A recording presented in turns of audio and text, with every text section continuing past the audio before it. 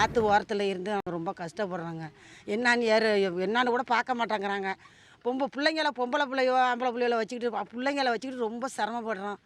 ரொம்ப கஷ்டப்படுறோம். என்னான்னு கூட ஏற்பாடு பண்ண மாட்டேங்கிறாங்க. இடம் வாங்க வசதி வாய்ப்பு இல்லாத நாங்கள் ரொம்ப கஷ்டப்படுறதுனால தானே இந்த ஆத்தங்கரை ஓரத்தில் இருந்து இந்தமாரி நாங்கள் வீட்டை கட்டிக்கிட்டு தண்ணியில் கிடக்குறோம் சார். வெளியில் எங்கேயும் போக முடியல, சாப்பாட்டு எதுக்கும் வழி இல்லை, ஆடு மாடெல்லாம் ரொம்ப தண்ணியில் பாதிக்கப்படுது. வேற என்ன மாதிரியான பாதிப்பு உங்களுக்கு ஏற்பட்டிருக்கு? தண்ணி வீட்டுக்குள்ளே பூந்து சேதமாகுது, எல்லா பொருளெல்லாம் வீணாக போகுது. மழை பெஞ்சிக்கிட்டே இருக்குது, ரொம்ப கஷ்டமாக இருக்குது. பிள்ளையெல்லாம் வச்சுக்கிட்டு ஆடு மாடெல்லாம் தண்ணியில் கிடக்கு. இதேமாரி ஆற்று தண்ணி வந்து சும்மா தண்ணி வாசம் வரலையும் வந்துடுது.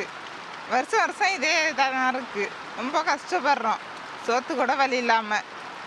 மழை பெஞ்சிட்டே இருந்தால் வேலைக்கு ஒன்றுத்துக்கும் போக முடியல, வீட்டிலே தான் இருக்கோம். தூக்கம் இல்லை, பிள்ளைங்கள வச்சுக்கிட்டு எப்படி இருட்டில் தூங்குறது? பிள்ளைகளுக்காண்டையே தூங்காதான் இருக்கும். ஆற்று தண்ணி மழை தண்ணி சேர்ந்து வந்து தண்ணி உள்ளார போகுது.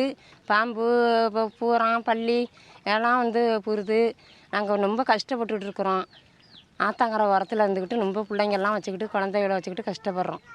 எங்களால் தவிர்க்க முடியாத இடத்துல நாங்கள் இருந்துக்கிட்டு கஷ்டப்பட்டுக்கிட்டு இருக்கிறோம். இப்போ ஆற்றுலையும் வருது, இடத்துலேருந்து மேலேயும் தண்ணி மழை பெஞ்சு மேலே பெஞ்ச தண்ணியும் வருது.